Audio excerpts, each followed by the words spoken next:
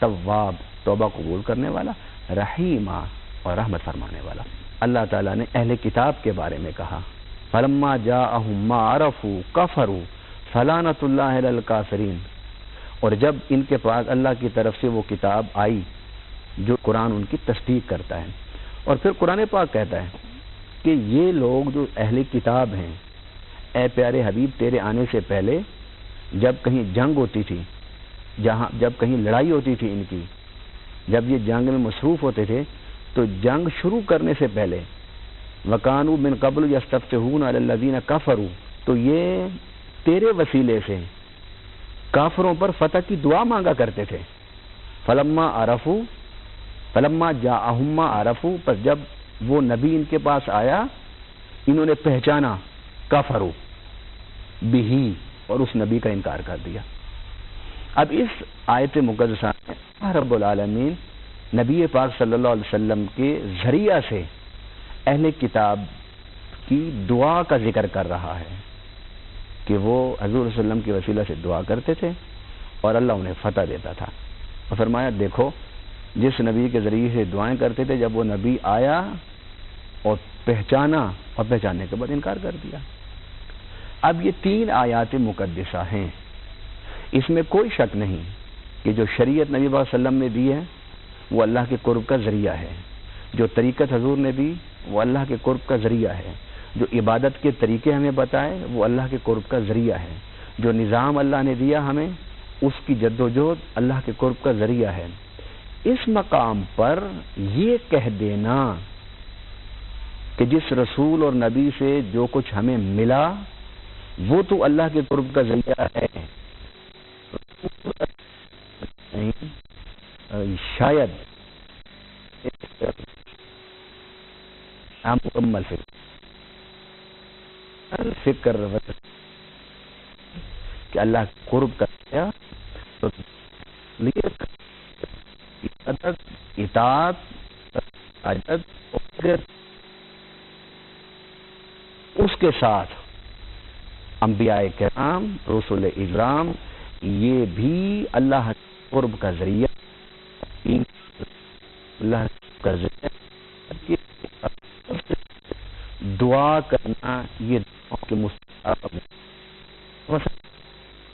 حضور کریم صلی اللہ علیہ وآلہ وسلم انبیاء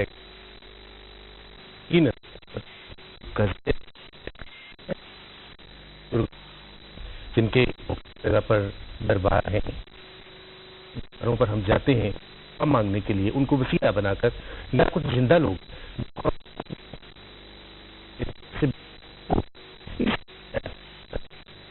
بخاری شریف کی امام بخاری علیہ الرحمہ اور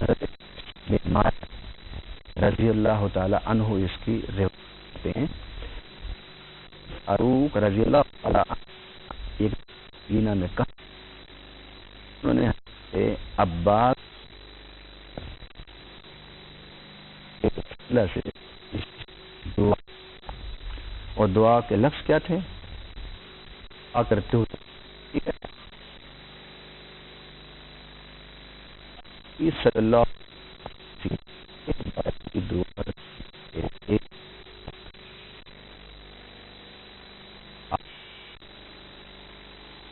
اپنے نبی کے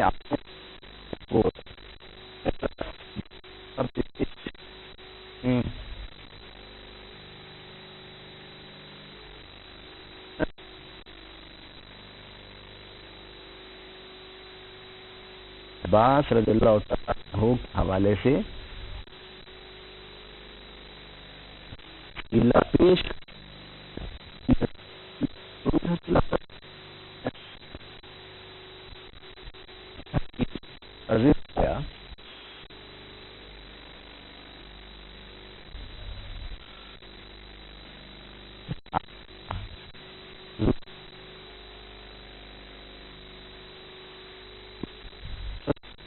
اللہ ہم پہلے تیرے نبی کے وسیلے سے دعا کرتے تھے اور اب ہم دعا کر رہے ہیں تیرے نبی کے چچا کے وسیلہ سے، تو بارش برسا۔ حضرت انس فرماتے ہیں جب یہ دعا حضرت عمر فاروق نے کی تو اس وقت بارش ہو گئی۔ ایک حدیث پاک۔ دوسری حدیث کہ حضور صلی اللہ علیہ وسلم کا جب وصال ہونے لگا دنیا سے، آپ کی روانگی کا جب وقت آیا تو حضور صلی اللہ علیہ وسلم نے حضرت ابو بکر و عمر سے کہا کہ یہ میری چادر ہے، یہ تم نے اویس کرنی کو دینی ہے، اور اسے کہنا ہے جا کر کہ حضور صلی اللہ علیہ وسلم نے اے اویس تجھے کہا ہے کہ تو میری امت کے گناہگاروں کے لیے دعا کر۔ حضور خود نہیں دعا فرما سکتے تھے؟ فرما سکتے تھے، وہ ساری زندگی دعائیں تو کرتے رہے حضور امت کے لیے۔ اویس نہ نبی تھے نہ صحابی تھے، تابعی تھے، تو حضور دو صحابیوں کو بھیج رہے ہیں کہ اس کے پاس جاؤ اور اس سے دعا کراؤ۔ کیا مسئلہ کیا تھا؟ حضور سمجھانا کیا چاہتے تھے امت کو؟ پہلی بات تو یہ کہ حضرت اویس کرنی کا مقام حضور واضح فرمانا چاہتے تھے کہ میرے اویس کا مقام دیکھو کتنا بڑا ہے۔ دوسرا، امت کو یہ تعلیم دینا چاہتے تھے کہ اگر تم میں کوئی اللہ کے ولی ہوں تو ان کے پاس چل کے جایا کرو، ان سے دعا کرایا کرو۔ اللہ تعالیٰ دعا ہر جگہ سنتا ہے، یہ ہمارا عقیدہ ہے، اس میں کوئی شک نہیں ہے، سنتا ہر جگہ ہے لیکن مانتا کسی جگہ ہے۔ علامہ صاحب بہت شکریہ، آپ کے اس جملے پہ ہم چھوٹا سا ایک وقفہ لیتے ہیں کہ اللہ تعالیٰ کی ذات ہر جگہ پہ موجود ہے اور وہ ہماری شہ رگ سے زیادہ قریب ہے، لیکن کیا ہمیں اس سے مانگنے کے لیے بھی کسی وسیلے کی ضرورت ہے؟ ہم اس سوال کا جواب آپ سے لیں گے، لیکن ایک چھوٹے سے وقفے کے بعد آپ ہمارا ساتھ دیجیے گا اس پروگرام میں۔ ابھی یہ پروگرام چل رہا ہے، چھوٹا سا وقفہ، آپ سے ہماری ابھی ملاقات ہوتی ہے۔